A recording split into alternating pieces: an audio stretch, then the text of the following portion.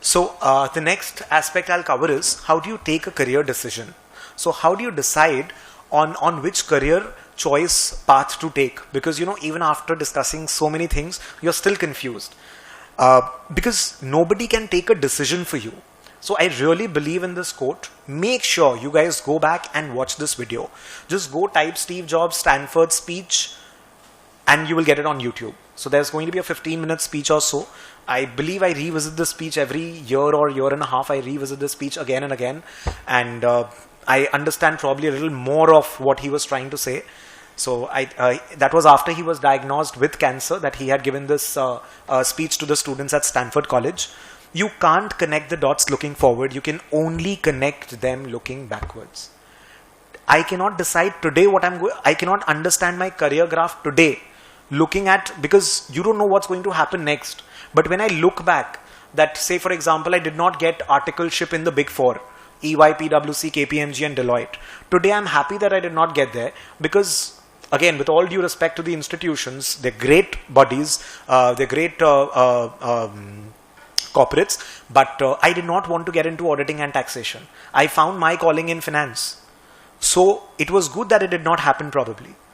I took my CAT examinations, it did not work out. I got admission in one of the top 5-7 colleges, but I did not want to take that. I was looking at the top 3 colleges, that was my benchmark. But I'm privileged that that college chose me, but I did not take up an MBA, but today I'm happy. It's good that it did not work out because today I'm teaching in B schools. So it's fine, and it's good that I did not get a job in an investment banking company. I got a job in Kane India and I'm very fortunate I got there. I wanted to get into investment banking, but I did not. Things did not work out. But it's great that I got into Kane India because I learned Excel over there, a lot of Excel over there, and the knowledge that I gained over there, I'm using that for my consulting and my corporate training today. And probably I would not have been doing what I'm doing right now and enjoying what I'm doing right now if it would not have been that way. So when things are not working out, it's fine, it's for the good. But I would not have been able to evaluate that at that point of time. Looking back, I can connect the dots that this did not happen, so this happened. This did not happen, so this happened. This did not happen, so therefore this happened. So I can connect the dots only looking backwards. So you will not be, but that does not mean that I sat down at home, I did not take the CAT exam, or I did not take the job that was at my hand, or I was not studying, or I was not working, or I was not experimenting. It was not that I'm not doing anything. So the point is, you cannot take a decision today and make sure that it's going to happen. 90% yes, 80% yes, you work hard, you'll be able to stick to that.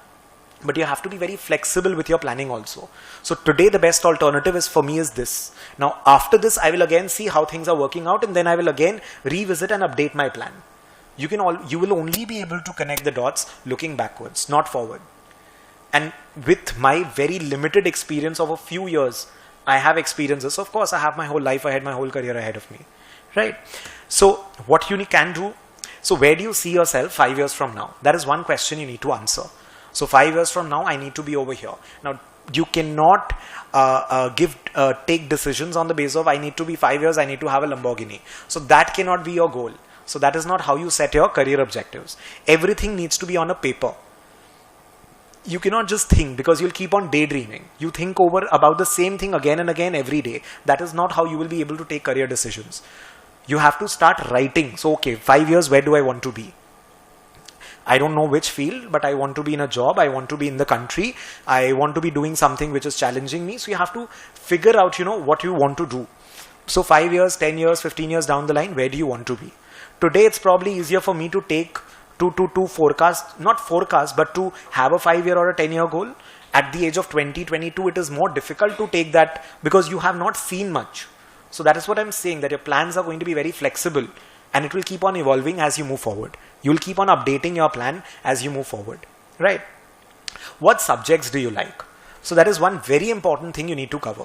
Now, if you have not studied any of the subjects, so after doing C-Enter, I understood that, okay, I have an affinity towards finance and I hate taxation. Great subject, great career people can make into it, but not for me. It's not, I will never be able to do good in that because I don't like that. So you have to start understanding what you like. Once I understood I like finance, so therefore I went into that. If you like taxation, great. You're paid very well in whatever profession you enter into, provided you're good. And you'll be good in your profession if you're passionate about it, if you like it. I know a lot of people in a lot of ways have said the same thing. So how do you find out if I'm not sure about that I like a particular subject, then what do I do? So say for example, you watch more lectures, you watch more videos of, let's say, the syllabus of CA, the syllabus of CFA, the syllabus of FRM. You read into more of what is taxation about, what is accounting about, what is finance about. You watch more videos, you watch more, you read more things. Say for example, you take up a book, 10-Day MBA by Steven Silbiger, and force yourself into reading that. You'll have a little idea about what's in HR, what's in marketing, what's in finance. So you'll have some idea, some knowledge. So you have to read more, you have to talk to more people, and you have to take up something, you have to experiment. So then there's a question that comes up that I don't know what to do, therefore I'm doing nothing. So people are confused. So I ask people that, when they come to me for an advice about career or something, that what do? I don't know, I'm not sure, I don't know which subject I like. So what have you done today and what have you done for the last 6 months to bring you closer to that decision? You're confused, so you're doing nothing. What have you done to bring yourself closer to the decision that, okay, this is a career choice that I'm going to be making? So in the 6 months, you have been confused, fine. But what have you done to remove that confusion? Have you read more? Have you talked to more people? Have you done an internship? Have you read a couple of books on that? Have you done something? Have you taken up an exam, or have you gone through the books of something? Have you attended a few lectures online maybe? Have you done that? Have you done your homework? So that is the next thing you need to understand. What are the options that you currently have? So when you're in class 12, you cannot be thinking, once you're done with class 12, you cannot be thinking about PhD right now. So when you're done with your class 12, you think about the options you have. If I'm a commerce student, I know I don't have the engineering or the medical as the option. I'm not supposed to be looking at a Kaya or a PhD right now, or even an MBA for that matter right now. Okay, I have MBA in my mind later on. Okay, let me see what I need to do in order to build my profile in that time frame. So what are the different alternatives I have right now? So I can do option A, option B, option C, option D. Write that down. Pros and cons. Why I want to do this, why I don't want to do this. So that is what you need to look at. The money and time you can afford pragmatically. There are students who want to go abroad after class 12. Get an admission into Harvard, get an admission into top 15 colleges or so. Otherwise, it does not make sense to spend for undergraduate BCom, BB or whatever in a college for 4 years and spending 1.2 crores approximately. Does not make sense to do that, even if you have the money. Because trust me, it's not about the location that you go to, that you've studied from abroad. Devdas also did that, big deal. What matters is the college that you've been to. The level of college, the ranking of the college, global ranking of the college, not regional ranking. Right? So money and time frame that you have, you also have to look at that. Will I be able to do an MBA after 27 or 28? Can I study after 28, 29, 30 or whatever? So you'll have to have a very practical discussion at home. You will not get everything that you like. So if, say for example, I like to teach, but I don't like to make notes. I like to do taxation, but I don't like to update myself on the tax laws. I like to fight in court, but I don't like to do the homework at home. So any job that you take, you will not like 100% of it. It's not your parents that, I like this, I'll eat this, I don't like this, I won't eat this. All that is done. So you are beyond that now. Right? And immediately after your graduation, you'll be absolutely having a different set of responsibilities. You cannot say at a job that I don't like this part of the job, I like this part of the job. There will be a 60-40 by 40% you don't like. In any subject that you like right now in 11 or 12 or graduation, you will like 40% of the chapters, you'll not like 60% of the chapters, you'll not like 40% of the chapters. Even in a subject that you like. Right? So please don't think that everything is going to be served to you in a customized way where you like it. You're not the prince or the princess of life. So, you have to get that in your head. Because generally we are not, accustomed to hearing a no at home. So the moment we start listening to no at the workplace, in college, in competitions, we are not emotionally competent to take that no as an answer or to take that failure as an answer. That is another aspect that you have to think about when you're taking a career decision. In a classroom, out of 50 students, 49 generally pass. But the moment you talk about professional exams, there's a 40% people who are passing. So out of 100 people, 60 people have to fail. Or if there is a pass rate of 10-15%, 90 people have to fail. That does not mean you will not take up a course or you'll not study. You apply for a job interview, 100 applications, 5 people are selected, 2 people are selected. That does not mean you will not sit for applications, for jobs. In a business, you will not be able to get, all the contracts that you're sitting for all the clients that you're pitching to. You have to face a failure every day in your business. So you have to start having that EQ part along with IQ developed. So when you're taking decisions with respect to career, I'll not deviate over here. You have to start looking at the EQ part, the emotional quotient part as well. So please be a little more matured when you're taking these decisions. Mere se nahi hoga, I'll not be able to do it, so I'll not do it. You'll have to attempt. You have to push yourself. You have to work more than what you were doing. The next thing is, do not take advice from amateurs. So when a cousin of yours, cousin in the sense that who's already studying, or when a friend of yours is saying who's already studying right now, you have to please evaluate the credibility of the person from whom you're taking an advice. Take advice from people who have at least 5-10 years of experience in the field in which you're taking advice. Another thing, a chartered accountant will generally tell you to do a CA, who is a qualified chartered accountant, because he has done that and his thought process into that area. If someone is doing CFA or has done CFA, he will say that no, do CFA, that is good. A lawyer, that is why, we generally see that a lawyer's son or daughter becomes a lawyer, a doctor's child becomes a doctor, because that is the kind of environment you're living in and that is the kind of guidance you're getting. So talk to people from different backgrounds. They will all have something else to say, but talk to people with experience and with credibility, who have more general knowledge, who have climbed the ladder, who have grown in their work.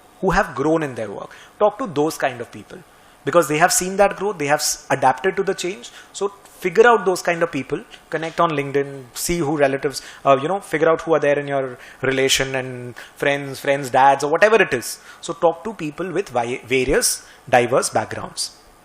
So when you're planning your career, what you need to do is, you need to make a timeline with, let's say, if you're starting in the year December 19, June 19, December 20. So make a full-fledged timeline every 6 months gap and make multiple 4, 5, 6 timelines. Okay, let me do a CA and then I want to do an MBA. So in this June, I'll give this exam. In this June, I'll give this exam. Here, I'll study for CAT. Here, I'll do this.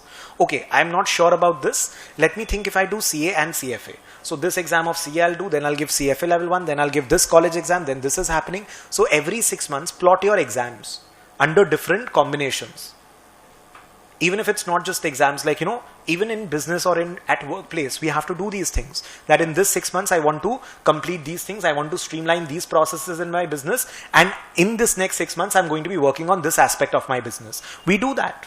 We do that on a quarterly basis rather than a 6-month basis, in fact. So you have to do these things. So you have to draw a timeline. Without writing, you cannot plan your career. Everything is going to be in your head and it is going to be absolutely jumbled up. And you will keep on daydreaming about what you want to do. So you have to put down multiple options. The moment you do that, you will start figuring out, no, this one is not looking good enough. This is better. Let me try for this. And of course, as you move forward, you'll keep on updating your timelines. So you need to make a timeline. It is normal to be confused. You need to start. People will not take you seriously until you do. Do not discouraged by what people have to say. That tumse nahi hoga. You will not be able to do this, or don't do this. Why are you working so hard? You cannot compare your life with your friends. I have a Saturday, Sunday, 12-hour working day. I cannot compare my life and lifestyle with my friends. It's not possible. My career requires, my work requires me to do this, and I'm very happily doing this. I don't regret anything. I'm not compromising on anything. You have to decide what you want. See, there are 24 hours. I can be over here, or I can be at home, or I can be watching a movie. You cannot do all the 3 things. You can be studying, you can be partying. There has to be a conscious decision. There is always going to be a trade-off. I can be attending a birthday party, or I can be sitting home and studying. Most of the exams are in May and November. May, June and November, December. So ultimately you are going to be missing out on all the Diwalis or the Holis or whatever for a few years of your life. So there is going to be always a trade-off. You can make a choice for whatever you want. That has to be a conscious choice. Don't listen to people who say that, you can do this or you cannot do this. Of course, be practical, be realistic, be true to yourself, evaluate yourself. It's only you who can decide. Nobody else will be able to do that for you.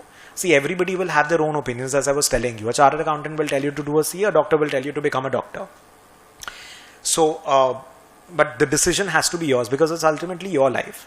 And if you're studying